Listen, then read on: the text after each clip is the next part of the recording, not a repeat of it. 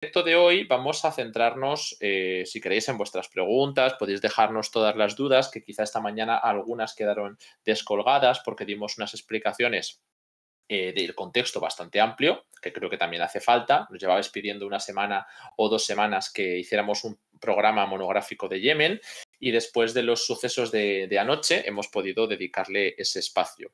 Así que, por supuesto, ahora daremos un pequeño repaso de qué ha ocurrido durante este día, desde anoche más bien hasta ahora. Ya casi 24 horas van a hacerse de esta escalada en la crisis. Y después del repaso podemos comentar cualquier cuestión, ¿no? Me parece que también con nuestros compañeros, con Pablo esta mañana, se ha hablado de la crisis entre Israel y Palestina, la invasión de Gaza y actualmente pues tenéis disponibles en nuestra web los mapas interactivos actualizados. Tenéis el de Gaza y tenéis el de Yemen, que están en pantalla ahora mismo, para que podamos, pues si queréis profundizar algo más sobre la cuestión de Yemen, también podemos hacerlo, ¿no? Esta mañana también hemos hablado de la guerra de Yemen en sí, que mucha gente no la tenía localizada, y no se trata solo de un conflicto a raíz de la cuestión palestina, ni mucho menos, ni por supuesto solo con Estados Unidos. Explicamos todo, el movimiento interno en Yemen, las diferencias con la población chií, la población suní, el eje norte-sur y toda la intervención a nivel proxy y la competición entre Arabia Saudí, Emiratos Árabes, Irán y a nivel regional.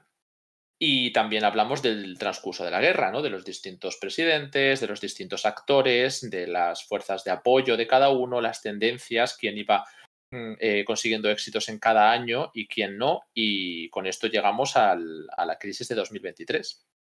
No sé si, bueno, creo que lo suyo sería empezar ya, como decíamos, con este repaso de los acontecimientos de las últimas horas, que básicamente se centran en la respuesta que los hutíes habían dado a la invasión israelí de Gaza, con ese bloqueo práctico del Mar Rojo, desde el Golfo de Adén hacia el estrecho del Bab al-Mandeb y continuando, como digo, por el Mar Rojo, dañando la economía de todo el mar, el canal de Suez, que ha afectado especialmente a Egipto, y por supuesto también los puertos al este de la península del Sinaí, destacando también por el intento de lanzar ataques directamente contra el mismo, el puerto israelí de Eilat. Bien, pues sin más dilación, bueno, si nos preguntáis en el chat, ya por empezar con las preguntas, los colores del mapa para entenderlo, y así ya podemos pasar a decir qué es lo que ha pasado con los hutíes, no solamente lo del Mar Rojo, ¿no? Veis en color verde, en color azul y en color rojo las distintas regiones. En color rojo se encuentra el territorio controlado por los hutíes. Y además es un territorio que lleva más o menos congelado el frente varios años, porque no se han dado casi avances desde 2021, se han dado muy pocos, y hay un acuerdo de alto el fuego con Arabia Saudí, que es el principal sponsor del grupo gubernamental que veis en color verde. Pero tanto el de color verde como el de color azul están en una coalición que se llama el Consejo Presidencial, del cual forman parte tanto los pro-saudíes como los pro-emiratíes.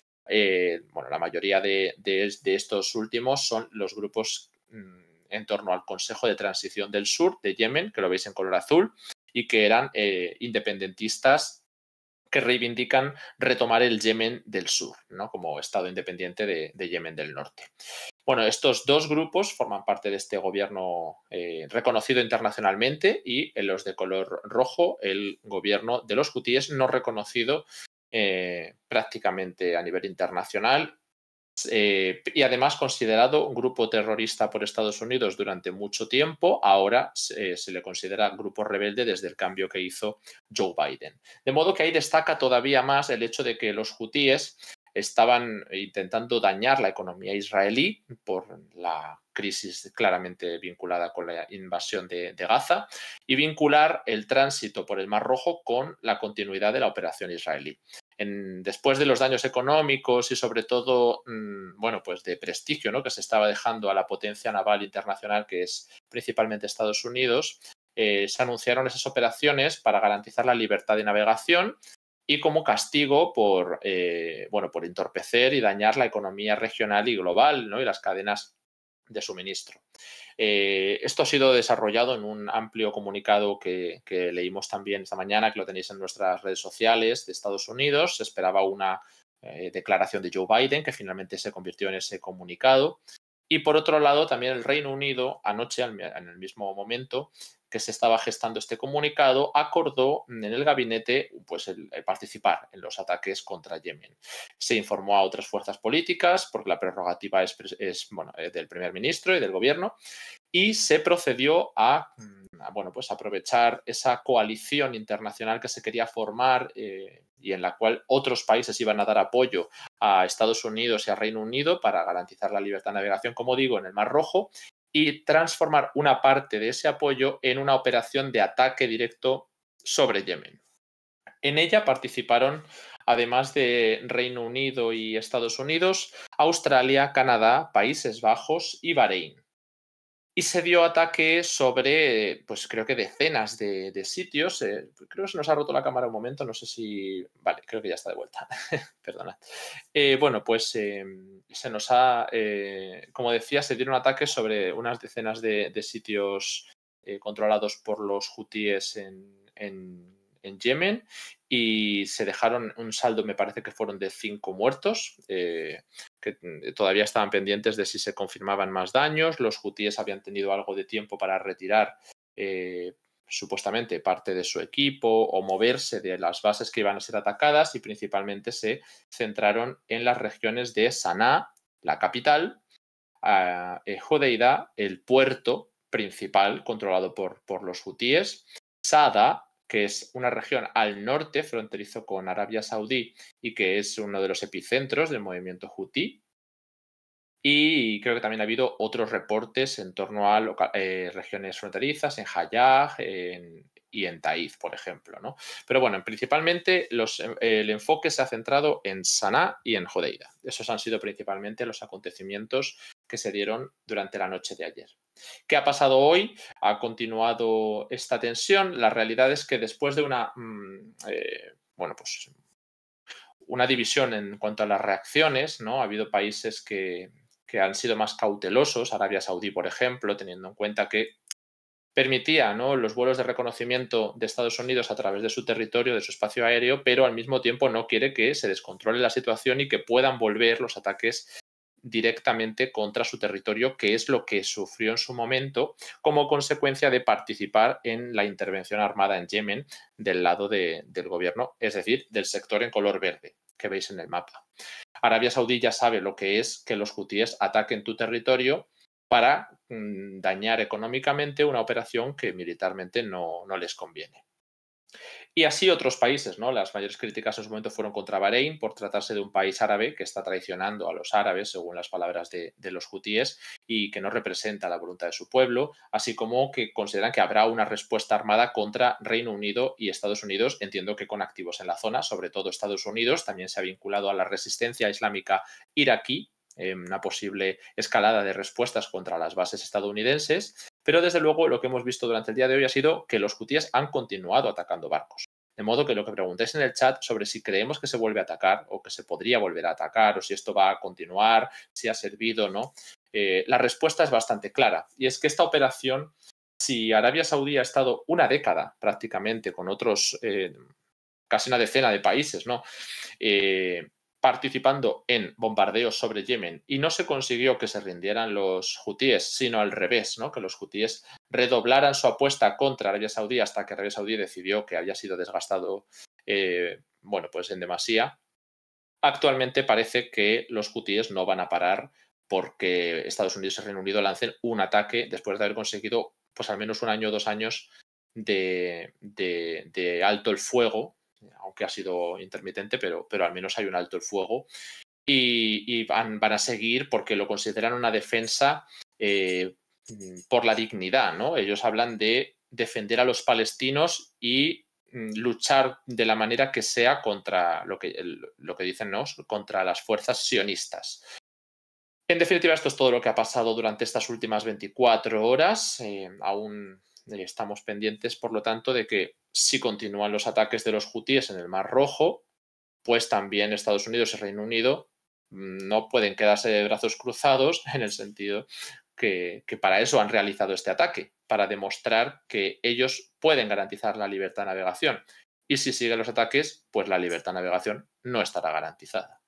Y viceversa, si Estados Unidos continúa atacando a los hutíes, cosa que habrá que ver hasta qué punto quieren enzarzarse en eso, los hutíes seguirán escalando la situación. Creo que es un poco todo lo que teníamos por aquí. No sé si, Manu, quieres matizar, ampliar, comentar algo de lo que he traído. Y ya sabéis que el resto de personas que estéis en el chat nos podéis dejar todas las preguntas que queráis, de ahora, de otros días, que nos preguntabais mucho de Yemen, o de las que quedarán descolgadas esta mañana, que teníamos mucho que contextualizar. Sí, me ha llamado la atención, en relación a lo que comentas de Arabia Saudí, Ujú. me ha llamado la atención la llamada que han hecho a la moderación. Salía, me parece que era en Europa Press, ha salido hace un rato.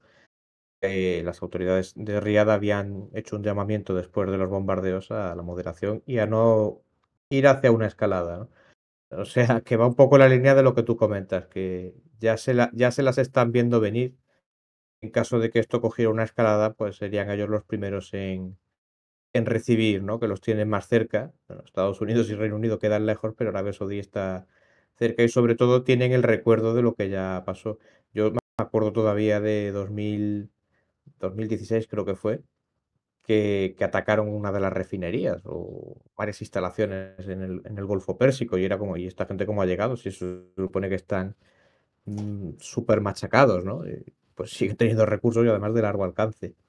Luego el tema de los bombardeos, yo un poco en línea que también con lo que se ha comentado esta mañana, en la intervención de la mañana, yo creo que probablemente esto no quede aquí, porque ha sido un bombardeo que han hecho bueno, porque como que estaban obligados, entre comillas, a hacer.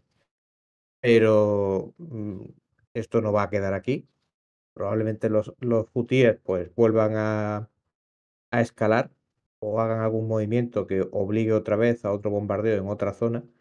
Y bueno, pues ahí sí que es probable que haya una escalada, que habrá gente interesada en ello también, claro. Y bueno, pues habrá que ver qué hacen en este Ujú. sentido los saudíes. Bueno, nos preguntan por cómo bueno, los recursos militares de los hutíes. Bueno, cuando hablamos de grupos rebeldes, entiendo que nos referimos a los hutíes. Podemos calificarlos como queramos, ¿no? Estados Unidos lo ha calificado de terrorista. Nosotros ya os hemos explicado muchas veces que el término terrorista tiene una connotación más política, muchas veces, que otra cosa, porque literalmente Estados Unidos ahora no lo considera terrorista. Entonces, ¿cuándo se usa y cuándo no, no? Entonces, ellos utilizan el término rebeldes, pero la realidad es que ahora mismo no hay una rebelión. Hay una guerra civil en la cual los hutíes controlan la capital, el puerto de Hodeida, la mayoría de las capitales del país y, en general, una buena porción de la población de Yemen está en su territorio. Entonces, es prácticamente un Estado no reconocido y una pugna entre dos bandos en una guerra civil donde están institucionalizados, ¿no? Entonces, bueno, como casi podríamos decir que es un Estado con todas las letras, solamente le faltaría ese reconocimiento y un acuerdo de paz, ¿no?, con el resto del territorio. Las relaciones que tiene con Irán, que ya de por sí estaban ahí y que eran aún más grandes en el eje de la resistencia, las estamos viendo por todas partes. ¿Por qué no iban a poder consolidarlas cuando tienes una estabilidad, entre comillas, como la que supone el que haya un acuerdo de alto el fuego, el que no haya bombardeos saudíes, el que ya no haya un frente de avance del resto de rivales, salvo un pequeño avance que hubo, creo que fue en 2021-22, en Sabwa, de los sureños contra los hutíes? De modo que ya no solo eso, sino que ellos también, además de los suministros, producen su propio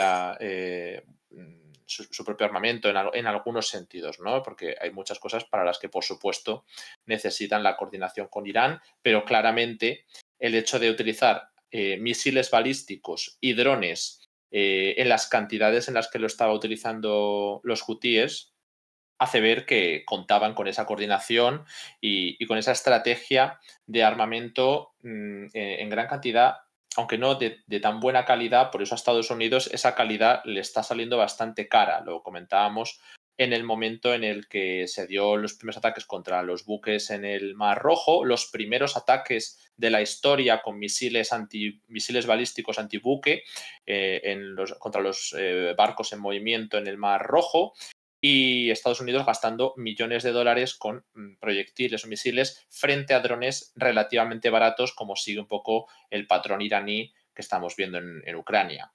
Entonces, bueno, pues no sé exactamente quién está produciendo todo eso, pero la relación es clara.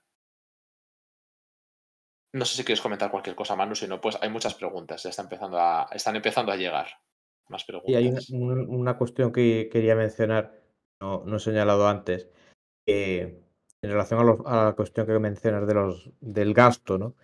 Y Arabia Saudí, en la campaña de la década anterior, gastó un buen dinero y de hecho aquello supuso un gran quebranto para las finanzas saudíes, que de estar en verde, o sea, de tener superávit, y además qué superávit tenían, pasaron a estar en rojo.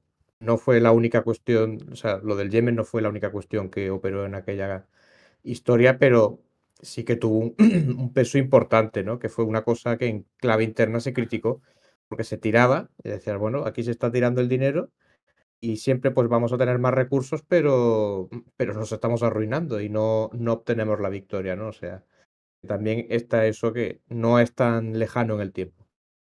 Mira, Yo igual creo que tenemos... sí que Perdón. podemos pasar a una pregunta ya.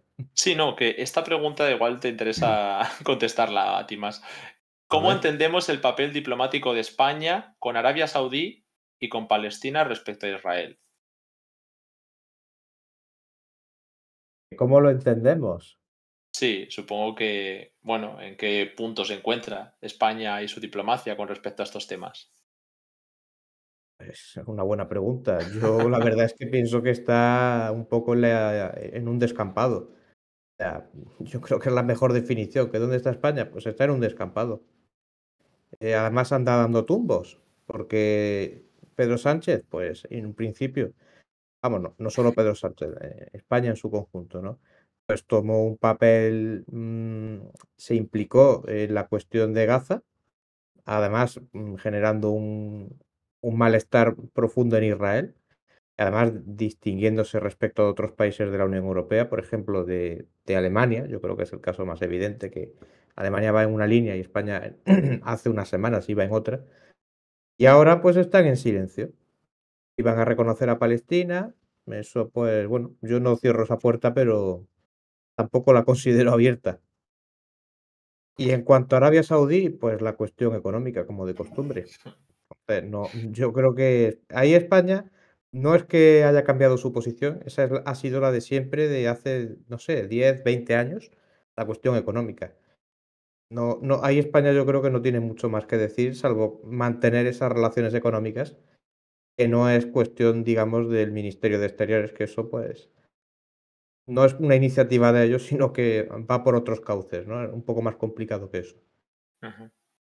Sí, bueno, también España ha pasado por momentos en los que su relación con Arabia Saudí casi era estratégica, ¿no? Tenía muchos conseguidores importantes.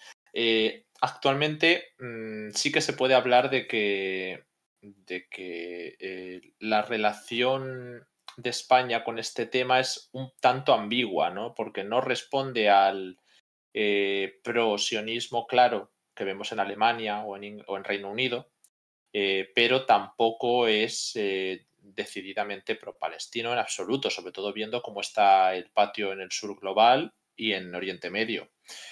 En general, yo ahí me centraría quizá en los intentos de mediar que ha ofrecido sobre todo Pedro Sánchez con eso de las cumbres, y ya sabemos un poco la estrategia que se lleva de cara bueno, pues a intentar posicionarle como una figura con proyección internacional, pero no se están efectivamente dando ningún paso en ninguna de las dos direcciones y por lo tanto recibe críticas de ambos bandos, ¿no? Es un conflicto que polariza muchísimo, sobre todo eso en el norte de África, en el Oriente Medio, y en África subsahariana también se está viendo, ¿no? Pero bueno, en general es una posición que rompe al menos con las directrices claras de Unión Europea y de OTAN, porque en la Unión Europea hay división, pero las principales voces, que suelen ser Alemania, Francia y según el momento algún país más destacado, pues no están en esto, están en posiciones mucho más cercanas a Israel. Nos preguntáis también si algún país ha reconocido la legitimidad de los rebeldes, es decir, entiendo que los hutíes sean los legítimos gobernantes o que su Estado sea reconocido formalmente. Yo hasta donde sé no he visto tal reconocimiento. Sé que bueno, en Irán claramente pues mantiene esas relaciones con los hutíes y a quizá algún país más vinculado con el eje de la resistencia haya ofrecido la sede diplomática, pero no he visto reconocimientos mucho más destacados, la verdad. ¿Qué más tenemos por aquí? Bueno, es factible que esto siga escalando, que entre Irán en la guerra, creemos que esto puede ir desescalando de alguna manera.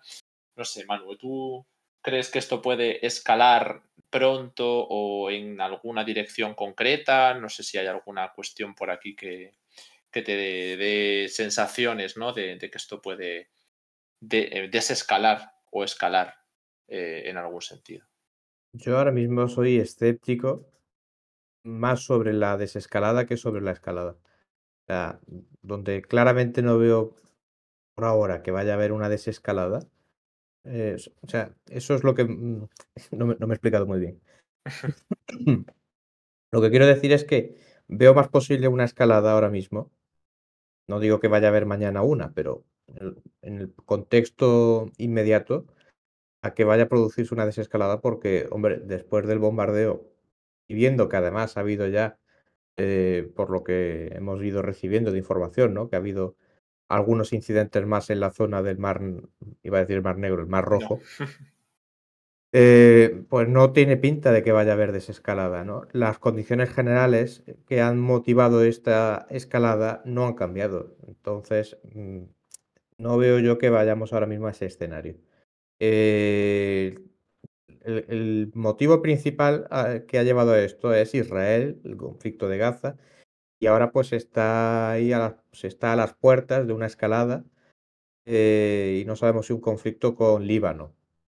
O sea que mientras ese foco, digamos, de polarización en toda la región no vaya rebajando, pues tanto aquí como en otras zonas no veo, digamos, un escenario que posibilite una escalada desescalada segura. Sí, yo también más o menos opino en ese sentido porque, de hecho, la escalada en Líbano parecía incluso un escenario mucho más probable. Hemos visto declaraciones del gobierno israelí diciendo claramente que ellos tienen derecho a intervenir en el sur de Líbano y que es una cosa que se plantean hacer, ¿no? Pero la respuesta se está centrando en puntos críticos para Hezbollah, como esa relación con bueno, con los ataques en Beirut, porque no es solo que ataquen a personas o altos rangos de Hezbollah en el sur del Líbano, que eso ya es grave de por sí y podría propiciar una escalada, sino que aunque se ataque a Hamas y no a Hezbollah, se haga en Beirut, al norte del río Litani, al norte de la zona que la ONU marcaba para la resolución en la cual se despliega la UNIFIL en esa zona. Entonces, son varios signos de romper con líneas rojas autoimpuestas por los militantes de Hezbollah. Y todo esto está esperando que sea el otro el que provoque la escalada, ¿no? La respuesta de Hezbollah atacando esa base aérea israelí en el norte del territorio también fue, en este sentido, una escalada controlada. Se nota cuando esa escalada está intentando ser controlada y cuando no. Hablamos, por ejemplo, en su momento de la escalada en torno a los ataques en las bases estadounidenses en la región o cuando el asesinato de Qasem Soleimani y también escaladas algo menos controladas como las que se dan cuando los hutíes atacan a Arabia Saudí de manera generalizada o el ataque de Abqaiq, que también hemos comentado esta mañana. Entonces, cuando se ataca esa base en Israel, es una base importante, pero no se está haciendo un ataque masivo como el que se preveía cuando el fallo de las alarmas antiaéreas en el norte de Israel, sobre Haifa, sobre todas las localidades que se han tenido que evacuar. Eso no es el ataque que está sucediendo ahora mismo, pero sí es un ataque que perfectamente Hezbollah podría asestar y que perfectamente Israel sabe que podría ocurrir, ¿no? Y lo pueden incluso esperar. De modo que yo no sé si ese ánimo de los dos lados por combatirse mutuamente y por responder a una escalada va a llegar más pronto que tarde, aunque sí parece probable que vaya a llegar en algún punto, por ese discurso que se intenta reproducir controlando los pasos de la escalada. Entonces, ¿que estamos escalando? Sí, pero que se busca no hacerlo de manera drástica también. Sobre todo lo estamos viendo en las reuniones de Estados Unidos con Israel, en las cuales Israel pues muestra su asertividad y su disposición a guerras preventivas y Estados Unidos intenta evitar una guerra regional a la cual se ve arrastrado. Ahora, con los ataques sobre Yemen, pues no sabemos si se va a quedar en un correctivo o si cuando los hutíes continúen atacando el Mar Rojo, como ya están haciendo, para bueno, pues perjudicar los intereses económicos israelíes y afectar a la invasión de Gaza, Estados Unidos, ¿qué va a hacer? No va a pasar a quedarse de brazos cruzados y a tolerar la pérdida de una ruta marítima clave a nivel global, pero tampoco querrá verse arrastrado a una guerra que empiece por el frente yemení, porque si ya acudes a contestar a Yemen, claro, también tienes que acudir a contestar, por ejemplo, si escalan los ataques en Irak contra las bases estadounidenses o contra la embajada de Bagdad, que es algo que se contempla.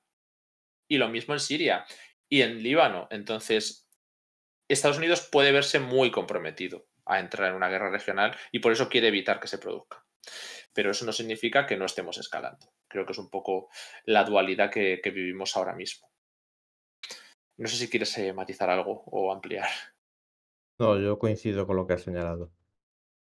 Vale, nos preguntan también si se guarda alguna relación con Qatar. Entiendo que hablamos ahí de los hutíes, nos preguntaba Ciro, porque como en el caso de Hamas en Palestina, hemos explicado muchas veces que Qatar es el principal patrocinador del grupo islamista, ¿no? Pero aún así, Irán tiene una fuerte influencia política sobre la resistencia armada palestina, quizá más sobre yihad islámica, pero por supuesto Hamas es relevante en ese sentido. La cuestión en Yemen es muy fácil de responder. No, la relación que ha tenido Qatar con esta región ha sido colaboracionista con Arabia Saudí hasta 2017. Si la intervención me parece que fue en 2015, fueron 2 años, más o menos, no sé exactamente, pero creo que fueron 2 años en los cuales Qatar participó. Marzo de 2015 me dicen la voz en off, así que confirmo que fueron eso casi 2 años en los que Qatar participó activamente en la guerra de Yemen del lado saudí, de esa intervención. De hecho, lo tengo por aquí en la chuleta, el artículo de Yemen que tenéis todos gratuito a vuestra disposición. 10 aviones de combate, según fuentes de medios cataríes y emiratíes, que estaban funcionando bajo la coalición árabe contra Yemen. 10 aviones de combate mandó Qatar contra los hutíes, porque en aquel momento la intervención era claramente contra los hutíes. No había una división muy importante con los sureños y no se buscaba, evidentemente, combatir a Al-Qaeda ni a Estado Islámico como principal objetivo. Desde 2017 hasta 2021, creo que estamos hablando de 21, principios, me parece que enero de 2021, son muchas fechas, Qatar estuvo bloqueada y las relaciones estuvieron rotas con sus vecinos. Qatar estaba fuera de Yemen, pero evidentemente, por mucho que puedan tener algo más de simpatía por esos sectores islamistas, no es ese el caso de los hutíes. Los hutíes forman parte del eje de la resistencia, son un grupo chií, pero los grupos islamistas en Yemen están formados por el partido y grupo Al-Islah, que está vinculado con los hermanos musulmanes. Pero en eso podemos encontrar mucha más cercanía de actores como Turquía, que Qatar. Igualmente, Qatar no tiene ahora mismo unas relaciones excelentes con sus vecinos, pero tampoco está bajo bloqueo. Entre 2021 y 2024, Qatar ha desarrollado una política en la que ha vuelto a los tableros después de ser ese paria al que le habían convertido los emiratíes sobre todo y los saudíes con ese liderazgo que por aquel entonces ejercían y con el beneplácito de Donald Trump, he de decir. Y que ahora pues tiene unas relaciones excelentes otra vez con Estados Unidos de vez en cuando, ¿no? Con Turquía, más o menos así con Irán, con Arabia Saudí y con Francia, por ejemplo, son unas relaciones muy buenas. Y con Emiratos Árabes y Bahrein, que fueron los que más problemas tenían en su momento, se llegó a un arreglo, y con Egipto, pero los tres tenían problemas pendientes algo más graves que los de Arabia Saudí. Arabia Saudí sigue teniendo reticencias con Qatar, pero no es la hostilidad que se desplegó en 2017. Entonces, en Yemen, pues lo mismo. Ahora mismo el frente está dirigido por los emiratíes y los saudíes están intentando no meterse en demasiados problemas, pero tienen sus piezas allí, ¿no? El gobierno del Consejo Presidencial de Al-Alimi. Ahora, yo ahí a Qatar no le daría ningún papel ya. Es lo único que puedo señalar. No creo que haya esa hostilidad renovada con los actores proiraníes desde que Irán mejoró sus relaciones con Qatar, salvándoles del bloqueo total en 2017. Bueno, si quieres comentar algo, tú en cualquier momento interven, mientras voy mirando a ver si hay preguntitas. Sí, yo soy de la opinión de que Qatar, ya después de aquel fregado de finales de la década anterior, el bloqueo incluso, pues no creo que tengan ni energía, al menos en este conflicto, ni tampoco ganas de meterse en otro fregado. Bueno, nos preguntan si creemos que es posible el bloqueo del estrecho de Hormuz. Ahí estamos hablando de otra crisis diferente. El estrecho de Hormuz no es el que vemos en pantalla. El que vemos en pantalla es el estrecho del Bab el-Mandeb, que es el que separa el Golfo de Adén, por la ciudad yemení de Adén, que se encuentra al sur, del Mar Rojo. Mientras que cuando hablamos del estrecho de Hormuz, estamos hablando del Golfo Pérsico, que por supuesto es igualmente clave a nivel mundial, más a nivel energético quizá que comercial, pero lleva otra dinámica. Al final, ese bloqueo no solo perjudica o podría perjudicar a Irán, sino también al resto de monarquías del Golfo. Entonces, las relaciones entre Irán y estos estados, aunque no son buenas, todas, han mejorado sustancialmente. Si ya digo que con Qatar han mejorado bastante desde 2017, sin pasar a ser tampoco las mejores del mundo. Con Arabia Saudí han mejorado desde 2023 de manera increíble, ¿no? De manera brutal. Con el acuerdo patrocinado por China, Arabia Saudí e Irán llegaron a un arreglo por el cual empezaban a invitarse incluso a hacer visitas de Estado al otro país y a hablar de relación fraternal.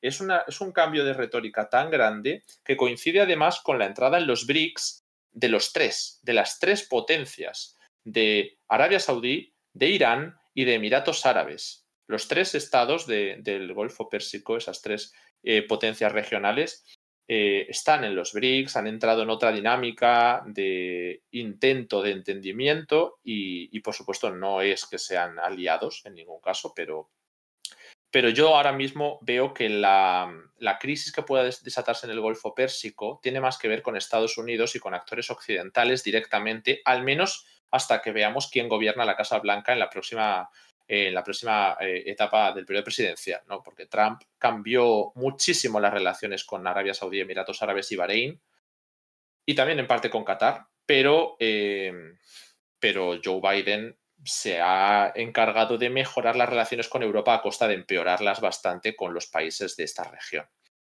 Y en este sentido, el último incidente fue ese asalto, ¿no?, que se ha dado sobre un petrolero, hemos comentado esta mañana, en el Golfo Pérsico, que era uno de los que había sido, a su vez, embargado, ¿no?, a los iraníes durante el periodo de sanciones y actualmente pues lo han recuperado por la fuerza, y si eso puede desatar una crisis, pues será con los sancionadores principales. No creo que sea como para que se sacrifique el paso por el estrecho de Hormuz, que eso además yo creo que podría desatar una hostilidad gigantesca. A ver qué más tenemos. Podéis dejarnos las preguntas. Veo por aquí, le aviso a la voz en off de que ya tenemos la meta de subs en 680 completa.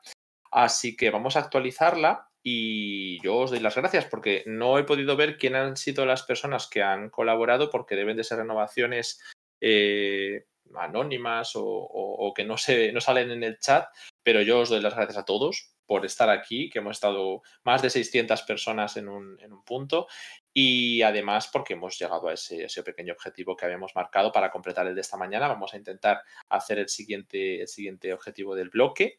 Y solo os recuerdo pues las vías que tenéis, ¿no? Que son las suscripciones de regalo, las suscripciones ordinarias, que son las que nos podéis dejar de manera automática en el chat, mientras que las de Prime necesitan que entréis cada mes a renovarla, porque tenéis derecho a dar gratuitamente una suscripción a un canal de Twitch, el que vosotros decidáis, si tenéis vuestra suscripción de Amazon. Entonces, bueno, como siempre, dar las gracias a todos los que estáis haciéndolo, y recordaros que además de eso, aquí ya tenemos una nueva de J. Nogales. Muchísimas gracias, con su Prime, que como siempre decimos también con Edu muchas veces, cuando recordamos que con el Prime resulta gratis, pero que hay que renovarlo cada mes, muchas veces la gente se acuerda, ¿no? Porque es algo que se nos pasa a veces hacer todos los meses.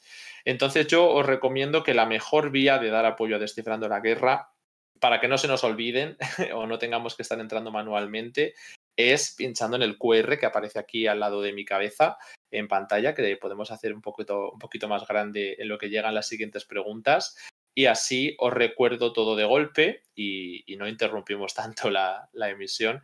Y es básicamente que ahí nosotros recibimos mucho más apoyo del que vosotros nos dais. No hay ese porcentaje que se lleva ninguna plataforma. Prácticamente podemos hacer este contenido gracias a las suscripciones que nos dejáis, sobre todo a través de este QR, o si estáis en el móvil y no lo podéis escanear, pues os pasamos el enlace por el chat y lo tenéis en la página web. Entráis y ponéis suscríbete. Es bien sencillo de encontrar. Y además vosotros recibís muchísimas más ventajas que en cualquier otra modalidad.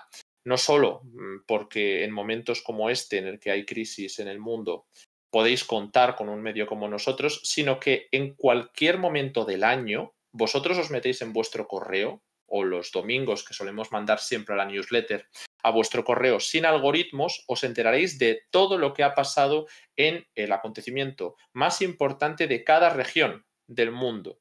Lo más importante de América, lo más importante de Oriente Medio, os llega directamente a vuestro correo, explicado por un compañero del equipo experto en el tema y que lo ha estado redactando solo para estos suscriptores. O sea que es una de las principales ventajas, junto con todos los artículos exclusivos que, sobre todo estos meses con la crisis de Israel y Palestina, hemos publicado una cantidad muy grande de artículos. Muchos los hemos dejado en abierto para que pueda estar la gente informada, pero también queremos dar esas ventajas exclusivas a la gente que más puede apoyar, y tenéis artículos profundizando aún más, ¿no? Así que lecturas para todo el año tenéis si os suscribís. Y como no puede faltar, porque nuestra compañera Andrea ya está llamando a la puerta casi con su seminario en apenas unas semanas, tenemos que recordaros que a través de este QR conseguís todos los seminarios, no uno. No tenéis que entrar individualmente a comprar solo el del Sahel o el del espacio postsoviético, sino que a través del QR recibís todos los seminarios que hemos hecho hasta ahora y los que hagamos en el futuro año, ¿no? Y nada, yo creo que esto es un poco todo. No sé si me dejo alguna cosa que haya que promocionar, pero ya sabéis todo. Bueno, lo más importante, sí, me lo olvido, lo más importante, que os podéis ahorrar casi una cuarta parte de lo que cuesta, que hemos puesto un código DLG 2024 a vuestra disposición, y que va a terminarse en apenas unos días, porque ya hace tiempo que acabó el año nuevo y seguimos con la oferta de año nuevo para que os ahorréis un 24% en la suscripción anual. Así que ahora ya sí, ya terminé. Ya muchas gracias a todos y a Captain Alatriste, que nos ha dejado una nueva sub por 4 meses en el chat. Así que más preguntas que tenemos aquí, que veo que sigue habiendo interés por la cuestión. Por ejemplo, nos decís si vamos a hablar sobre Taiwán el sábado. Bueno, el sábado son las elecciones, efectivamente. Vamos a intentar hacer streaming a partir de ese día, incluido. No sé si llegaremos a tener los resultados en directo, pero por supuesto lo vamos a hacer el streaming, ya sea el sábado o el domingo, en función de cuando tengamos la información. Habrá streaming de Taiwán.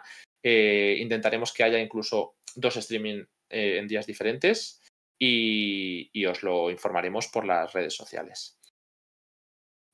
Bueno, una pregunta un poco más de ciencia ficción, Manu, así animamos un A ver, poco este tema. ¿Podría haber una guerra OTAN-BRICS? Aquí hay tanto que se puede comentar. una guerra OTAN-BRICS. Pues veo demasiada gente metida en esa guerra. Y además veo o entiendo que si se habla de esta OTAN, ¿no? Teniendo en cuenta que hay países dentro de la OTAN que a veces están más enfrentados entre sí que colaboran, no me queda muy claro. Y con los BRICS, tres cuartos de lo mismo. La lógica ahora mismo no va de bloques en ese sentido. Esos bloques operan, pero muchos de los países que pertenecen a esos bloques luego no van en la línea de participar de esa dinámica de bloques, sino que siguen su propia agenda. Entonces, yo de entrada creo que no lo veo posible.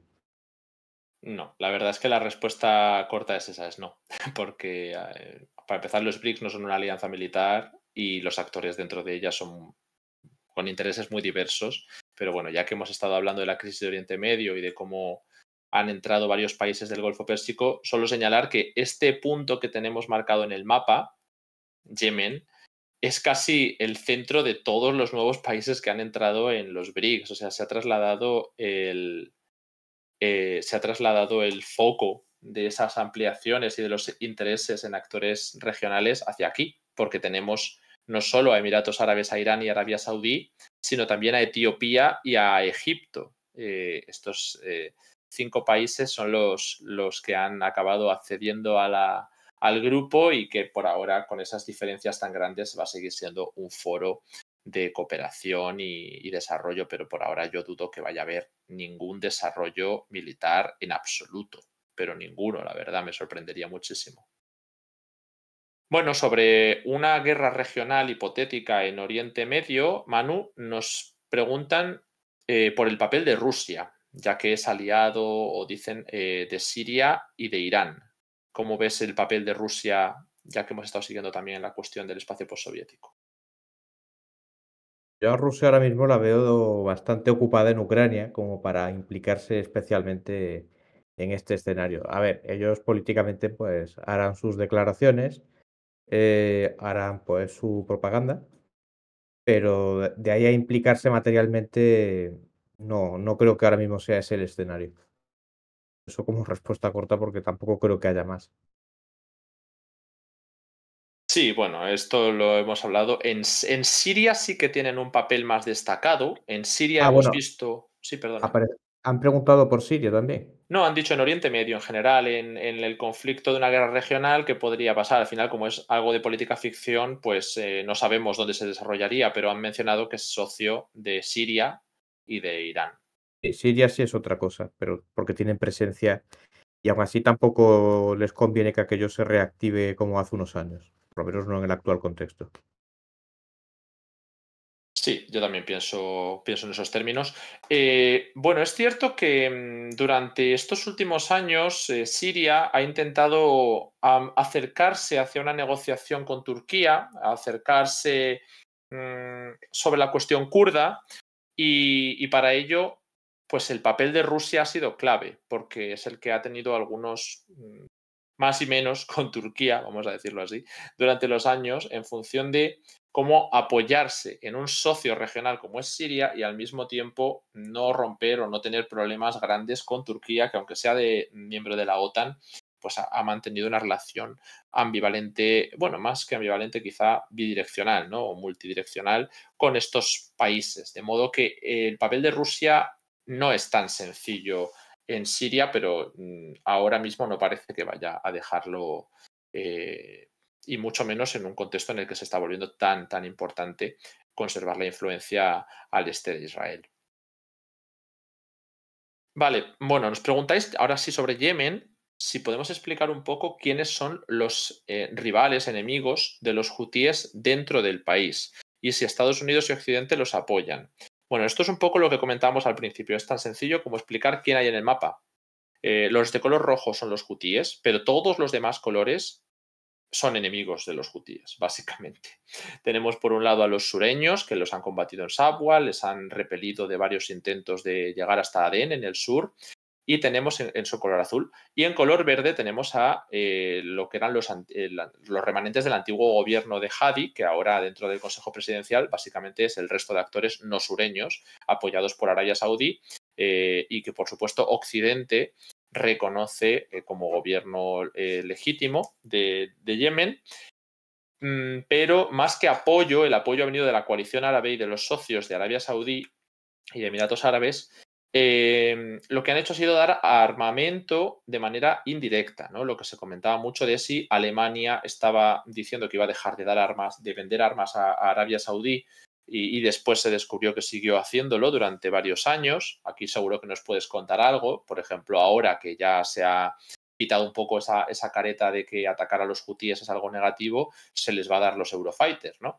Y por otro lado, a España también hubo mucho debate sobre si las armas que se estaban vendiendo a Arabia Saudí y los buques estaban siendo utilizados para realizar un bloqueo naval sobre Yemen, sobre el territorio de los hutíes. Entonces, ¿esto es darle apoyo?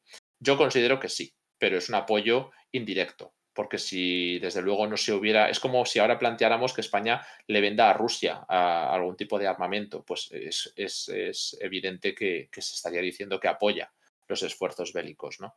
No sé si quieres añadir algo, Manu, sobre el tema que he comentado Sí, de Alemania, seguro. sí, porque recientemente ha habido debate en Alemania en torno a la cuestión de venderle armamento a Arabia Saudí. En concreto, los cazas Eurofighter, que se ha planteado suministrar, no recuerdo ahora mismo el número, porque realmente no era tanto el número como el hecho en sí de mandarlos, ¿no?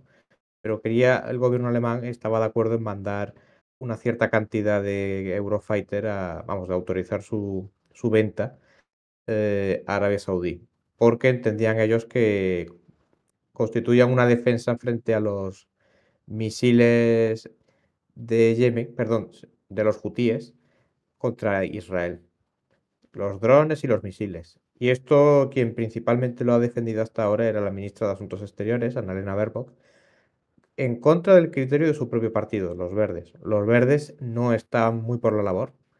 Y además es de las primeras veces desde que se constituyó el gobierno de coalición que en el partido se oponen.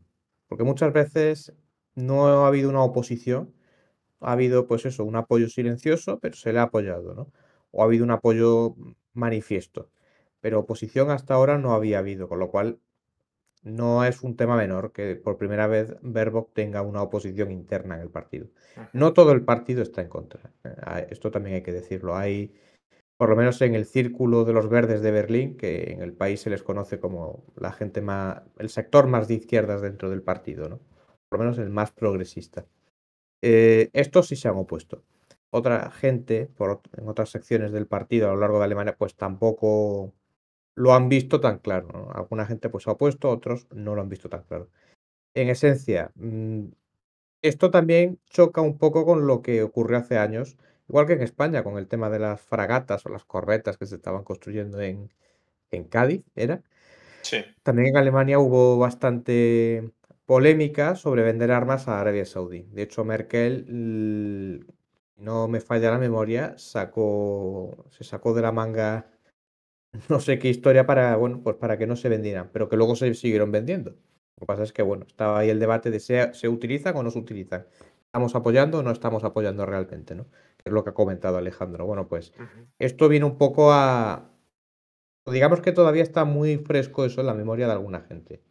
Con lo cual, ahora plantear el tema de los Eurofighter y decir, no, en realidad no tiene que ver con Arabia Saudí ni su defensa, tiene que ver con Israel. Pues ya, hombre, la verdad es que la cuestión tiene su, tiene su guasa, ¿no? Hay que decir también que en última instancia el canciller Scholz ha apoyado esta opción. Hasta ahora Scholz está, pues como suele estar siempre, no queda muy clara su postura o no se moja, pero desde hace 2, 3 días ha apoyado a la ministra de Asuntos Exteriores, con lo cual, pues parece que en principio el gobierno alemán, dado que ya estas dos figuras están por la labor, pues en principio apoyarían, darían aprobación a la venta de Eurofighter a Arabia Saudí. Luego, lo que hagan ellos con los Eurofighter, eso ya es otra historia, claro. Bueno, no sé si, no sé si nos sorprende esas declaraciones en algunos sectores de la política alemana, porque al final, bueno, pues el contexto actual es más vinculado con apoyo o no a Israel, más que si Arabia Saudí luego lo que hace con ellos puede cometer o no crímenes, que es lo que se debatía más hace unos años, y aún así el comercio primaba, se seguía haciendo, ¿no? Pero bueno, puede ser muy interesante de cara a que no solo es año electoral en Estados Unidos, también lo es en Alemania, en algún sentido. El cambio de posición que pueda llevar a cabo, por ejemplo, Scholz ha cambiado muchísimo desde que prometió una serie de políticas en campaña electoral a lo que está haciendo, sobre todo dejando exteriores bastante a la línea de los verdes, pero no sé si el resto de partidos en Alemania, teniendo en cuenta lo que nos has comentado de Merkel y, bueno, las nuevas fuerzas que están haciéndose con cuotas importantes de poder en Alemania, estarán de acuerdo o no con la política que lleva el gobierno alemán actualmente sobre Oriente Medio. Sí, sí, la verdad es que en Alemania la CDU, por ejemplo, que es el partido de la oposición, no va a oponerse a esto. De hecho, pues es una postura, para estas cuestiones de política exterior, no es muy distinta a la postura del SPD de la CDU y viceversa. En eso se complementan bastante bien. Los verdes suelen ser los que marcan línea propia o digamos no suelen coincidir, ¿no? Pero hay cuestiones en las que siempre coinciden con la CDU y el SPD. Los liberales no van a discutir esto. Yo, de hecho, no he visto que hayan dicho, no he visto que hayan dicho nada destacado, por lo cual supongo que no tienen que oponerse y por tanto, pues cuando lo tengan que apoyar, lo apoyarán. El único partido que me veo yo que sí se opondrá a esto, que se opondría, es Die Linke, la izquierda. Pero Die Linke ya sabemos en qué situación está ahora mismo por la crisis interna que atraviesa, así que tampoco será muy relevante lo que digan porque ya digo que están, bueno, que está el partido deshecho, que se les ha ido una parte, sigue todavía habiendo fuga de militantes y de activos. Entonces, bueno, eso ya lo dejaremos para otro día, pero digamos que ahora mismo el único que podría, digamos, alzar la voz, pues va a tener la voz un poco, la garganta la tiene un poco fastidiada, por decirlo coloquialmente. Y nos queda alternativa por Alemania, que no tengo muy claro qué es lo que pueden decir, porque a priori diría que sí, que lo apoyan, pero a lo mejor pues dicen que no por sabotear al gobierno, no lo sé. Ahí sí que es el único con el que tengo alguna duda al respecto. Bueno, habréis visto que ya se ha actualizado la meta, me dice la voz en off que está listo. Entonces, bueno, pues ahora mismo ya podéis volver a dejar las nuevas subs en el chat si queréis dejar apoyo para que podamos seguir haciendo directos casi todos los días. De hecho, esta semana va a ser probablemente todos los días y con doble sesión hoy porque la situación lo requería. Bueno, ya que estamos hablando de Alemania, no sé si nos han preguntado sobre la posición de Alemania ante la demanda de Sudáfrica en la Corte Internacional de Justicia contra Israel. Bueno, no sé si nos puedes comentar así brevemente, pero en general plantean si va a defender a Israel activamente. Teniendo en cuenta la postura que hasta ahora ha mantenido la ministra de Asuntos Exteriores alemana, yo diría que van a optar, aunque no vayan en la misma línea que Estados Unidos, en el sentido de ir a pecho descubierto, yo apuesto porque van a ir con Israel. Porque el alineamiento que está haciendo Alemania, las instituciones alemanas, no voy a decir todo el país, pero y las instituciones, más allá del Ministerio de Asuntos Exteriores o del gobierno federal, es un alineamiento firme con Israel. Es algo que alcanza a los gobiernos regionales y pues a universidades, en fin. Entonces, mi impresión es que sí, que no creo que les haga demasiada gracia. Yo no he visto, luego le echaré un ojo ya que lo estamos hablando, pero yo de momento no he visto que Baerbock, la ministra de Asuntos Exteriores, haya dicho nada sobre esta cuestión, ¿no? No se ha Ujú. manifestado, al menos no lo ha hecho de forma que haya destacado. Y en cualquier caso, pues conociendo lo que ella opina de Israel, pues es un poco como una respuesta ya preconcebida, ¿no? Ya, yo creo que ya sabemos lo que va a pasar en ese aspecto. Ahora continuamos. Solo quería agradecer a Ángel por el nuevo Prime que nos ha dejado 2 meses. Muchísimas gracias. Te has acordado de renovar, así que ha sido, bueno, pues nuestra suscripción, creo que 682 ahora mismo, hacia la nueva meta de este bloque. Y también habréis visto que os hemos fijado el mensaje con el descuento que os anuncié antes, que estaba pendiente de poner el enlace con el link hacia la suscripción y el código de descuento. Si alguien lo conocía ya, que lo hemos anunciado muchas veces, o lo apuntó, pues genial, pero ahí lo tenéis escrito, ¿no? DLG 2024. Con respecto al tema de Alemania, Una cosa, sí, Alejandro, perdón. porque me metí, porque ya que lo han planteado hace una hora, ha salido una noticia bueno, aparece aquí en el Times of Israel que dice que Alemania va a intervenir en el caso de la Corte de la Haya.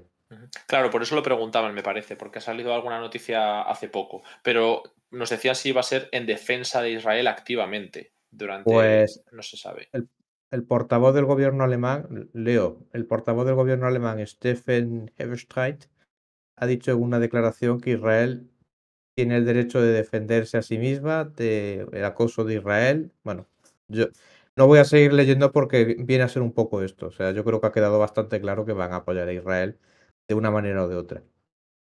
Claro, Además pero que la cuestión no es solo un discurso, se trata de si se va a hacer algún tipo de desarrollo legal como el que ha desarrollado Sudáfrica. Eso es lo difícil, eso es lo importante. O sea, no hacer una declaración política, eso en la Corte no tiene ningún valor. pues aquí no está, o sea, están recogiendo las declaraciones del portavoz. Básicamente es todo declaración política, hacer una mención de la historia de Israel desde 1948. No queda muy claro qué es exactamente lo que, vamos, por lo que viene aquí diciendo en Times of Israel, no me queda muy claro qué es lo que va a hacer Alemania, pero en principio dan a entender que van a apoyar a Israel, o que Ujú. por lo menos van a apoyar hasta cierto punto la postura de Israel. Bueno, ya que estamos hablando de este tema, como te decía, pues voy a señalar las cuestiones del caso de la Corte Internacional de Justicia, porque ahora mismo, aunque hay algunos países que se han mostrado a favor, no todos van a intervenir y lo mismo en contra, ¿no? Entonces ya teníamos un listado de países que habían dicho que aceptarían la decisión del tribunal, como señalamos el otro día, Francia. Francia dijo que ellos, bueno, independientemente de su opinión, van a aceptar lo que diga el tribunal y punto. Pero es que hay países que no lo van a aceptar, o al menos no parece, ¿no? En el caso de Israel, Estados Unidos y algunos que han mostrado gran cercanía por el alineamiento geopolítico. Claramente, yo creo que se trataría del caso de Paraguay, de Guatemala y de Hungría, de esa relación estrechísima que tiene Víctor Orbán con Benjamin Netanyahu. Y a esto habría que, pues bueno, y el Reino Unido, por supuesto, habría que sumar la división interna que hay en países como República Checa e Irlanda. Los dos han acabado posicionándose a favor de Israel, en contra de la demanda sudafricana, y otros países, bueno, y Austria, otros países que dijeron que sí que iban a aceptar la decisión del tribunal, como Alemania y el caso de Francia, pero el caso de Alemania llama la atención porque aún diciendo que podrían ser neutrales de algún tipo, ¿no? De algún modo, y que aceptarían la decisión del tribunal, se va a presentar en la audiencia, si esto es así, entiendo que a defender a Israel. No es como el caso de los otros países a favor, que hay muchos que han mostrado su simpatía por Palestina y por la causa presentada por Sudáfrica, pero que no van a intervenir, salvo Jordania. Jordania es el único país, creo, por ahora que sí que va a intervenir en la audiencia a favor de la posición de Sudáfrica y en contra de Israel. Entonces, claro, llama la atención porque Jordania ya se había expresado a favor, pero Alemania se había mostrado de alguna manera, no sé, ambigua, en una posición intermedia. Y bueno, lo podemos comentar si quieres, pero por señalar solo que otros países están a favor de Sudáfrica, además de la posición palestina, que ya sabéis que está a medio camino, tenemos a Irán, evidentemente, y una serie de países musulmanes y latinoamericanos, que son los dos principales focos del apoyo que se está consiguiendo para Palestina, ¿no? También en parte los países hispanohablantes llevan una línea muy distinta de los países anglosajones en esto. La verdad es que está llamando bastante la atención, salvo los que están claramente alineados con Estados Unidos, como he dicho antes, Guatemala o Paraguay, en temas incluso vinculados con Taiwán, por ejemplo. Entonces, a favor de Sudáfrica, pues han pronunciado Bolivia, que fue el que se atrevió, prácticamente el único que se atrevió a romper las relaciones diplomáticas con Israel, Colombia, Brasil también, Venezuela y Nicaragua. Además de Jordania en sí, como he comentado, y la República de Irán. Otros países que han apoyado a Sudáfrica en esta cuestión son Turquía, Namibia y Bangladesh y Malasia, ¿no? Malasia y Bangladesh al final son dos países donde hay mucha población musulmana. Hay muchos países que se han pronunciado, ¿no? Pero estos son principalmente los que expresaron esta situación durante este primer día de audiencia que se dio y hoy pues se habrán dado más novedades, ¿no? También Maldivas, por ejemplo, dijo que apoyaría la demanda sudafricana. Muchos países que se han involucrado y en esto pues entran Jordania y Alemania como ponentes. Iba Hasta a donde yo comentar sé. Sí, un perdona. detalle, iba a comentar un detalle, porque ya que ha salido el tema, pues me estoy mirando, que está saliendo ahora, de hace una hora ha salido bastante material. Aquí lo que yo estoy viendo es que Alemania va a apoyar a Israel. Claro, Ahí, eso es lo que nos comentaban. que a lo mejor pues hace un discursito equidistante, para que no parezca que se alinean tanto como Estados Unidos, que eso pues ya lo he planteado yo y algo me da la impresión de que a lo mejor van por ahí, ¿no?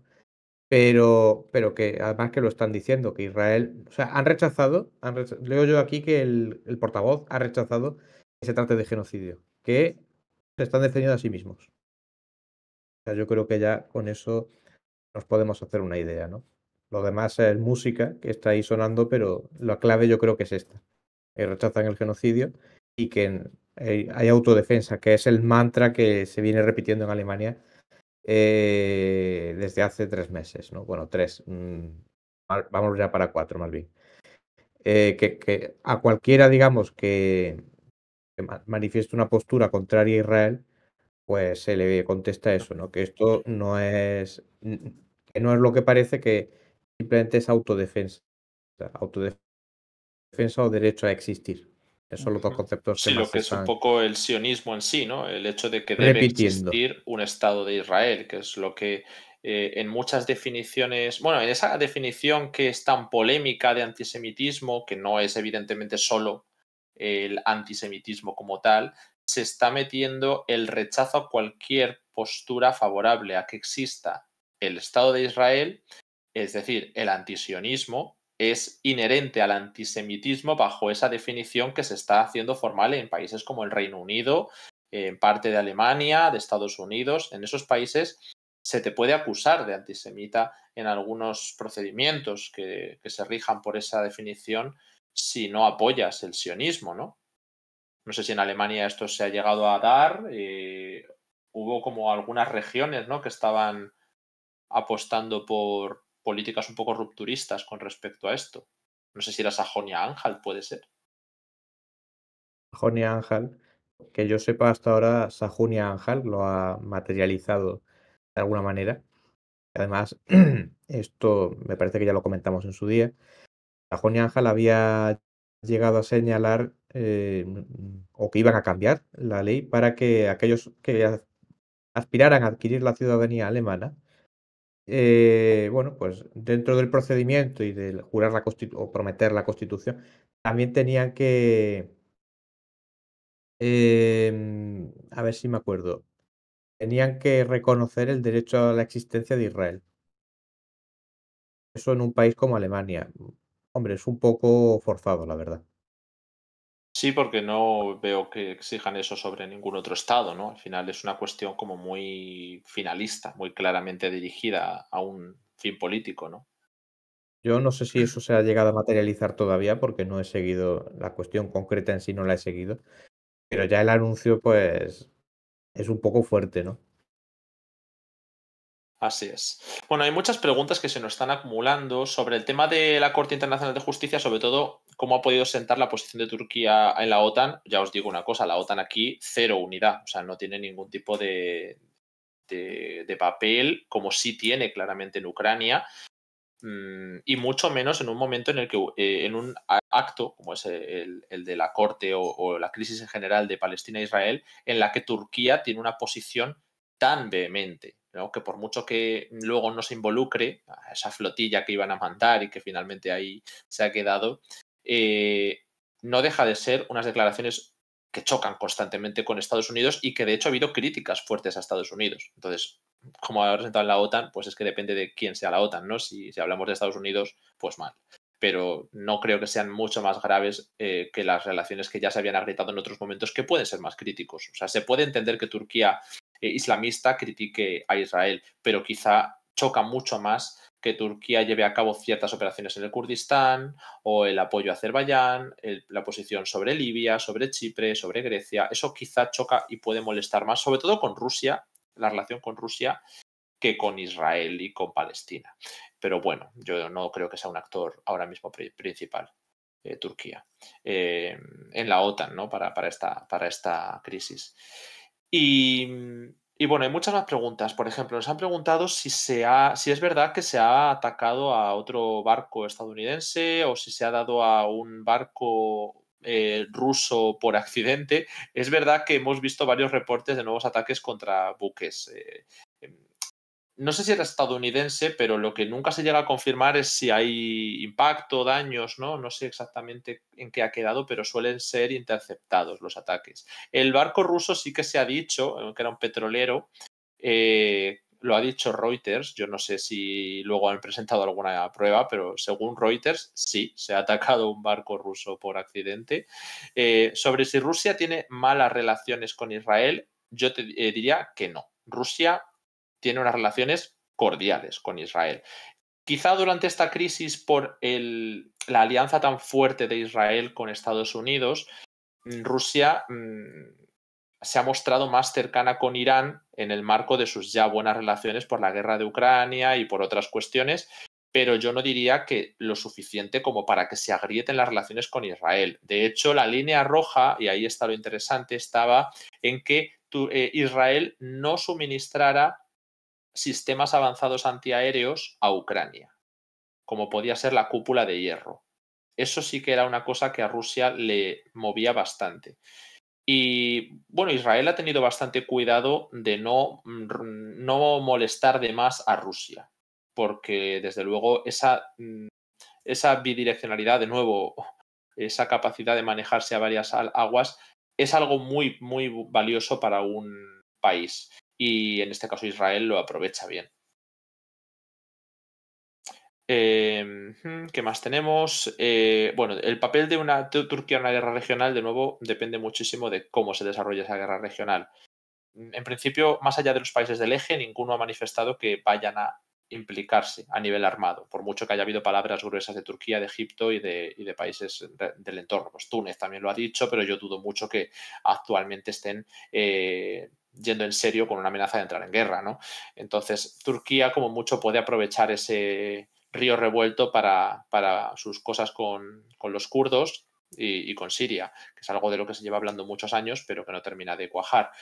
No sé muy bien qué es lo que se organizaría, pero como esto es también política ficción, pues no te puedo responder más claramente, ¿no?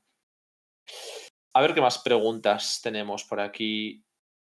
Vale, sí, esto que lo tenemos ya consultado. Los Tomahawk y los F-22 salieron de la base americana en Djibouti, y si es así, es un país musulmán y cómo lo puede permitir. Bueno, pues no, evidentemente Djibouti está en contra y ha criticado la posición de Israel en varias ocasiones. Los F-22 vienen de esa flotilla que se ha desplegado, hay un portaaviones en la zona, y los Tomahawk de un submarino y de diversos buques. Entonces, no es algo que venga de Djibouti. De hecho, los vuelos de reconocimiento que os comentábamos parece que venían de Qatar y de países, bueno, que ha sobrevolado los países árabes de la zona. Sobre si se pueden producir atentados en Estados Unidos o Reino Unido, no creo que esto ahora mismo tenga una relación directa. Sí que es verdad que hay actores de la yihad internacional que han mostrado una mayor agresividad desde que comenzó la crisis de Palestina. Pero no, los hutíes no están en ese grupo de yihad internacional. Y no, la subida de tono es con los hutíes, y parece que la escalada se va a circunscribir a los intereses israelíes porque se quiere vincular mucho con la invasión de Gaza y no con que es un grupo descontrolado, y al mismo tiempo con Estados Unidos y Reino Unido, que son los que lo están combatiendo en el Mar Rojo, supongo. No sé si... Y si se da algún tipo de ataque, no creo que fuera un atentado, ¿no? Que entiendo que se trata más de actos buscando causar terror, ¿no? Se trataría quizá de combatir las capacidades, por ejemplo, de los buques. Pero esto también, de nuevo, es una suposición porque no puedo saber si se van a producir atentados. ¿Qué más preguntas tenemos por aquí? Que había mucho interés. A ver. ¿España ha dicho algo sobre lo de la Corte Internacional de Justicia? ¿Tú sabes algo? Ha dicho algo, no me consta, como están ahora más ocupados con política nacional como de costumbre. Sí, Yo no sí, he sí. oído nada, la verdad. En España la política internacional, pues poca. Em, ¿Qué más? Vale, sí, aquí nos planteaban y ha habido como un debate interno sobre si se ha catalogado a los hutíes como terrorista, como grupo terrorista de nuevo, o que si no se ha hecho, si se va a hacer muy pronto, o que hay alguna noticia en ese sentido. Yo personalmente no he visto nada. He visto declaraciones, pero hace ya tiempo, ¿no? Sobre que igual a Biden le convendría volver a nombrarles grupo terrorista, pero al final, como decía, es enmendarse a sí mismo, porque la decisión fue tomada por Trump de designarlos así, y Biden de cambiar esa designación. No me sorprendería que se hiciera, porque claramente les viene bien discursiva y técnicamente, ¿no? Pero yo, hasta donde he visto, no se ha producido. No puedo tampoco aventurarme más. Ujú. Mira, esto igual también puede ser interesante. ¿Cómo puede afectar la retirada de ayuda económica por parte de Estados Unidos a Ucrania y la aparente sustitución por el apoyo de Reino Unido? Entiendo que esta pregunta va mucho más vinculada con el apoyo que se está dando desde Estados Unidos a Israel en lugar de a Ucrania, como las prioridades del tablero se están moviendo de alguna manera, y que Reino Unido pueda ser el que sustituya ese apoyo a Ucrania. Bueno, yo soy escéptico. Alguno me dirá, este Manuel, qué escéptico es. Bueno, pues sí, porque además es que este año se está presentando como para ser un poco escéptico ante lo que ocurre, ¿no? Eh, yo soy escéptico respecto a que Estados Unidos delegue en terceros. Estados Unidos tenía una capacidad de suministro material y de municiones. Tiene bueno, la Unión Europea, digamos, los miembros europeos de la OTAN, que Reino Unido pues es un miembro importante, pero su industria no está al nivel de la de Estados Unidos. De hecho, el acuerdo que se ha firmado hoy, si no recuerdo mal, el compromiso de Reino Unido era aumentar la ayuda hasta llegar a unos 3.100 millones de dólares, que está circulando la cifra de 2.500, que es en libras esterlinas, pero en dólares sería 3.100 millones. Eso se aleja bastante de los paquetes de ayuda de Estados Unidos, los grandes, digo, no los últimos que hemos visto de 150 millones, 200 millones, que eso pues la verdad, eso es para pipas, no da para mucho, ¿eh?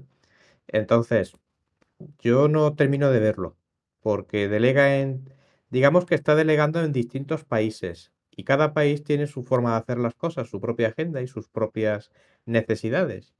Entonces, es un problema cuando Estados Unidos no está ahí para dar un paquete global de ayuda, sobre todo en cuanto a tema de armamento y de municiones, pues digamos de una gran partida de una sola cosa. Y no que este te manda una cosa, este te va a mandar esto, este te va a mandar lo otro. En general es armamento que está estandarizado según los estándares de la OTAN, valga la redundancia. Pero no deja de ser armamento en muchos casos de distinto tipo. Y eso pienso yo que, hombre, es un problema. Eso, digamos, en cuestiones técnicas. Están en condiciones, el caso de Reino Unido, ¿está Reino Unido u otros países miembros europeos de la OTAN, están en condiciones de mantener este apoyo durante 2024 de forma regular? Pues yo ahí planteo lo siguiente, los 3.100 millones que son para todo el año. Si es para todo el año, yo creo que se van a quedar cortos porque además Ucrania ya tiene carencias. Entonces, mm, digamos que es un agujero muy gordo a cubrir. No Ujú. termino de verlo. Sí, bueno, también se intentó que la Unión Europea ocupara ese espacio. Por ahora parece que el Reino Unido es el que se está moviendo más rápido. No sé si será, como dices, suficiente, pero así es como parece que se está desarrollando esos acontecimientos. Sí, no, son rápidos, en eso hay que reconocerlo, pero 3.100 millones para todo el año. Hombre, a ver, que 3.100 millones, a ver si alguno piensa que me parece que es poco dinero, que me lo den a mí o que se lo den a Alejandro, ¿eh? Que no es poco dinero, pero la guerra, o a la voz de Oz, por ejemplo, se lo podemos dar también. Pero 3.100 millones se van a ir volando.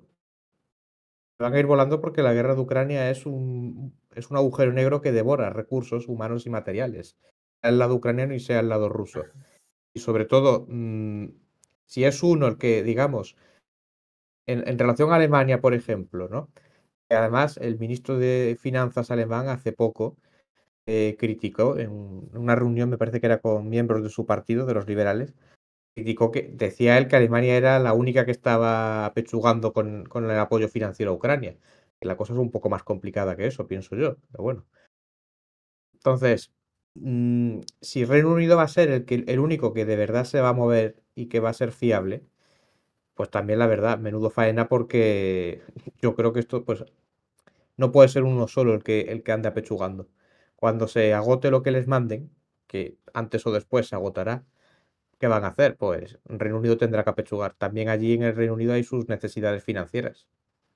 O sea, esto es un problema por eso, entre otras cosas. Porque Ujú. si un país lo hace y lógicamente le dicen, como ya me has sido fiable, te volveré a pedir ayuda. Y en el Reino Unido, los Tories, que son como son, que no siempre están a las órdenes del primer ministro. Alguno dice, oiga, yo esto no termino de verlo. No porque no por no ayudar a Ucrania, sino porque no me queda muy claro cómo lo está usted planteando.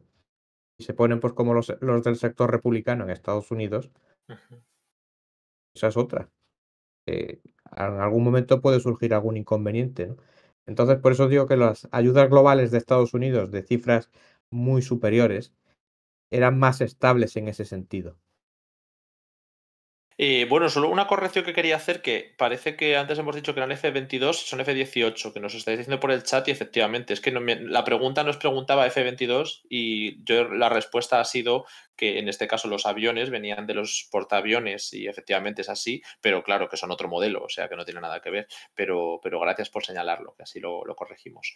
Em, bueno, pues no sé si tenemos alguna cuestión más, porque al final, bueno, pues como veis están todos los conflictos interconectados y la pregunta sobre, en este caso, el apoyo eh, a Ucrania mueve otras tantas complicadas de responder. pero bueno, también nos han planteado si es, yo te lo menciono, ¿no?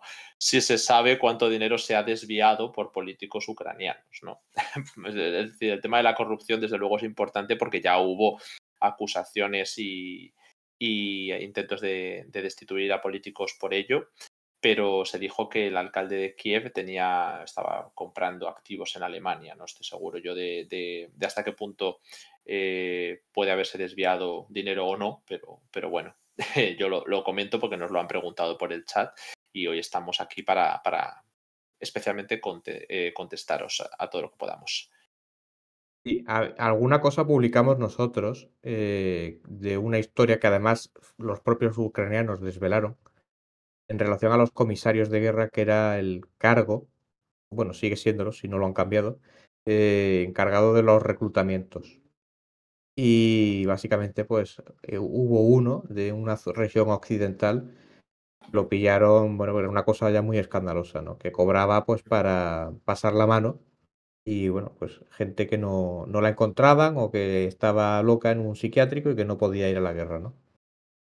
Y quiero recordar, me sonaba la historia de que había metido dinero en Occidente, no sé si en España, en Marbella, me suena algo de eso, pero como no estoy seguro, tampoco lo quiero dar Ujú. por cierto, pero ese digamos que no era ya una acusación que se hacía, sino que eran las propias autoridades las que tomaban cartas en el asunto. Y de hecho esto llevó a que Zelensky destituyera a un buen número de comisarios de guerra, porque el sistema de reclutamiento, bueno, aparte de que no estaba funcionando bien, había ya muchas críticas internas a este tipo de prácticas, que esto era pues esto era Vox Populi, ¿no? Que no era una acusación, sino que esto ya se comentaba.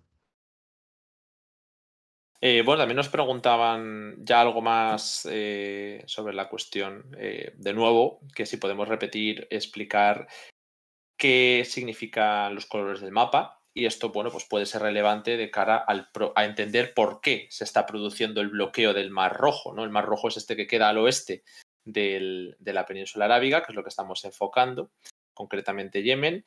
Y bueno, pues ahí está el principal puerto que controlan los hutíes, el de Judeida, Al-Judeida y la capital Saná. Es decir, el color rojo son los hutíes. Es el territorio controlado por los hutíes durante la guerra civil de Yemen, que es lo que estáis viendo en pantalla, pero con un alto el fuego que ya dura un par de años, que ha sido precario en algunos momentos, pero que sobre todo es importante porque se negoció directamente entre los hutíes y Arabia Saudí. Había habido un rol mediador regional relevante a través de Oman principalmente. Oman ha sido un actor que ha mediado bastante y con eso se ha conseguido paralizar estos frentes en los colores que veis ahora mismo. En color verde y azul está el Consejo Presidencial de Gobierno, que es el reconocido internacionalmente como legítimo de Yemen, y a su vez dividido en verde y azul porque el sector pro-saudí, que formaba parte del antiguo gobierno de Hadi, si tenéis cualquier pregunta la contesto sobre ello, está en color verde, y el sector pro-emiratí vinculado con el Consejo de Transición del Sur y los independentistas de Yemen del Sur está en azul, ¿no? Que es lo que comentaba, al sur. Bueno, todos estos actores han ido ganando más peso según el momento, porque los hutíes creo que controlan una decena de capitales, incluyendo la capital del país, mientras que los sureños controlan, creo que eran 5 o 6 capitales, 6 me parece, y el sector en color verde controla 3. Y 2 de esas 3 están bajo un asedio, semi-asedio severo. Sobre todo Taif. Mariba al final lleva otra dinámica. Entonces, realmente el gran peso de la oposición a los hutíes la sigue llevando el sector pro-emiratí, no el pro-saudí. Por eso era tan importante que se llegara a ese alto el fuego. Y en color verde oscuro o negro, sobre el color verde, está el territorio controlado por Al-Qaeda, o donde tiene presencia y actividad Al-Qaeda en la península arábiga, que es uno de los grupos además más beligerantes dentro de las franquicias de Al-Qaeda. También se llevó una lucha con Estado Islámico en su momento, pero han perdido bastante territorio los dos. Ahora mismo creo que la presencia mayoritaria es la de Al-Qaeda. Y por eso es tan importante entender, ¿no? Emiratos Árabes y en estos escenarios de la crisis del Cuerno de África tiene importante presencia gracias al puerto de Adén en el sur de Yemen, así como en Puntlandia, en Somalilandia y presumiblemente en Eritrea. Mientras que el acceso de los hutíes al otro lado, ¿no? Al Mar Rojo, le daría un acceso a Irán bastante importante. Y por eso, pues, esta pugna entre potencias regionales, hasta que se dio en 2023 un acercamiento, pues dejó una hostilidad en todo Oriente Medio y que ahora, con la crisis del Mar Rojo, pues ha derivado en el bloqueo, en el ataque desde allí hacia el puerto de Eilat en Israel y el intento de cortar las rutas comerciales hacia el mismo. Es un poco el resumen de cómo se encontraba la situación hasta ahora. Pero tendremos que ir actualizando estos días según se vayan confirmando nuevos ataques, si Estados Unidos lo deja pasar de alguna manera o si decide volver a responder a los hutíes en su territorio, ¿no? En el territorio que controla. Vale, a ver si hay alguna cuestión más que tengamos por aquí, que sí que he visto que preguntabais sobre la crisis de estabilidad parlamentaria en Reino Unido y cómo esto podría afectar a las decisiones que se tomen, sobre todo quizá con respecto a lo que comentaba Manu de Ucrania y también ahora de Israel. Al final, Reino Unido ha sido uno de los dos cabecillas de esta coalición para atacar a los hutíes y Reino Unido, pues por supuesto, tiene una inestabilidad enorme a nivel interno, a nivel político interno, ¿no?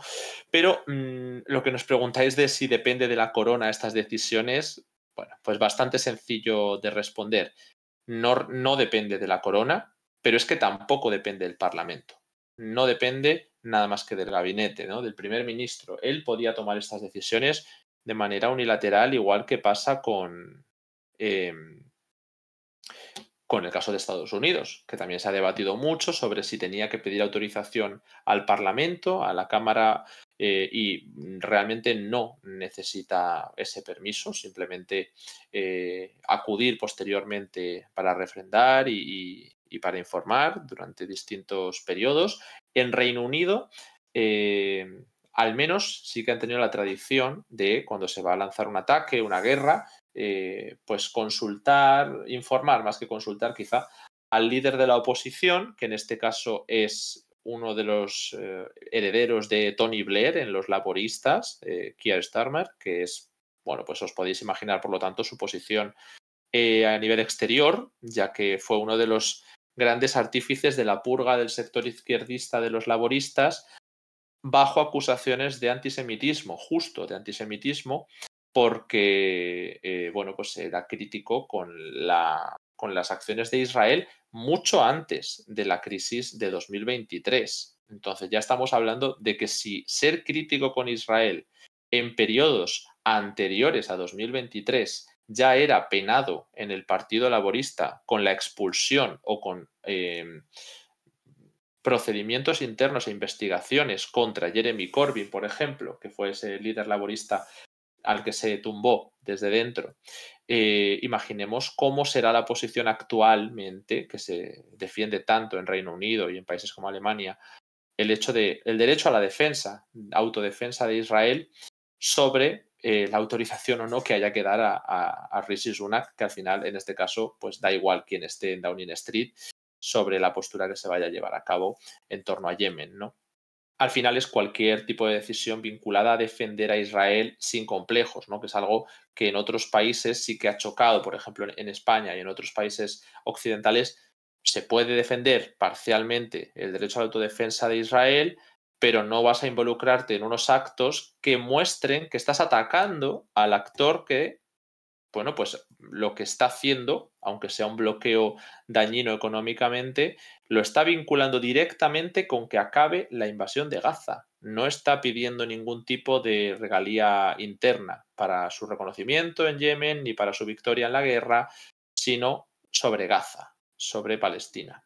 Entonces, bueno, la crisis interna de Reino Unido poco importa en ese sentido, aunque sí que es relevante porque Rishi Sunak es un perfil algo más moderado dentro de los conservadores, aunque se ha llenado el gabinete con algunos perfiles radicales, pero es más moderado porque querían una persona que fuera capaz de reconstruir electoralmente al partido Tory antes de las elecciones que tienen que tener lugar en menos de un año y bueno, pues les iba a costar bastante viniendo en las encuestas de donde venían con respecto a Liz Truss y Boris Johnson, ¿no? Que eran dos perfiles mucho más duros y que además tampoco tenían Uy, se nos ha ido la cámara otra vez. Vale, ya está arreglado, me parece. Bueno, en cualquier caso, el Reino Unido y Estados Unidos no necesitaban esa autorización de nadie y la política que se ha llevado a cabo es la que prácticamente era esperada por parte de cualquier sector político y la Corona y el Parlamento poco tienen que decir ahí. Bueno, y también gracias a Ucho Tempot, que nos ha dejado una suscripción con Prime ahora mismo en el chat. Así que ahora que ya me parece que si no hay así muchísimas preguntas, pues podemos ir yendo hacia las últimas, si queréis, y otro día continuamos hablando de este tema, que habrá mucho más de lo que hablar. No sé si hay más interés, pues las respondemos.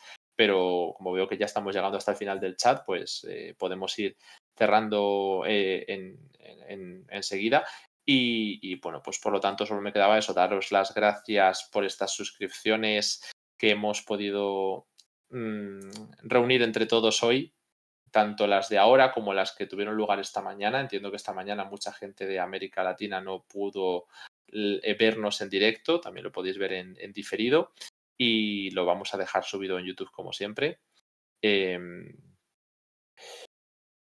Vale, aquí nos preguntan si los hutíes tienen la capital, ¿por qué nadie les reconoce como gobierno? A ver, esta pregunta tiene sentido, pero no se trata de controlar la capital, se trata de tener la legitimidad internacional y tener los socios internacionales. Hay países enteros, ¿no?, cuyo gobierno controla la capital, no solo un fragmento con la capital, y no son reconocidos por nadie.